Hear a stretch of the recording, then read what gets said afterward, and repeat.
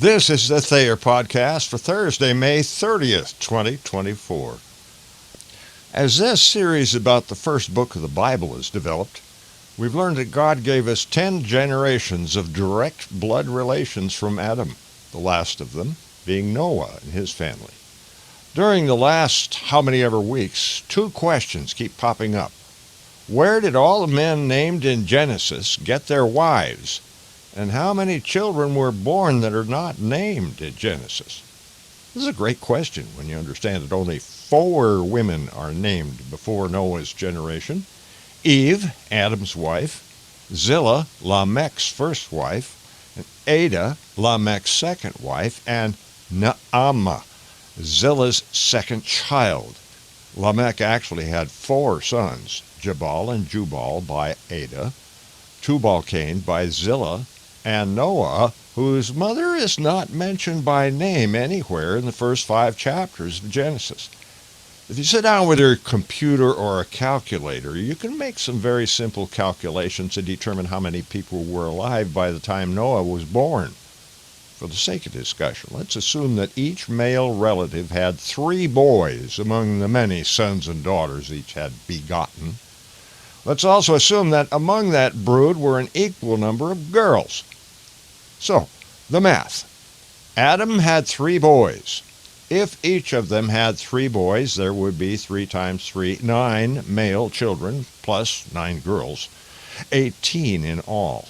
Now, if we add in the 3 fathers, wait, where did the 3 mothers come from? When you stop to consider, each of Adam's named boys were born over extremely long periods of time, it follows that their wives were more than likely nieces. Any one of those 9 boys could have grown up to marry any one of his living female relatives. So that accounts for the source of ladies available to bear children. Call them the unnamed mothers of Genesis. Now, if Adam's 9 male grandchildren created 9 families of their own, each with 3 boys and 3 girls, the population would have increased 6-fold to 54, not counting the elders. Some would say this inbreeding could have been a problem. But no, not back then, because everyone's relatives came from the same pure stock, all direct descendants of Adam. Eve, you'll remember, was the same stock as Adam, made of exactly the same flesh and blood. If Adam's great-grandchildren, of which 27 were male, had 6 kids each, there would have been something like 162 new faces on the planet, 81 of them boys. Those are pretty large increases for just 3 generations.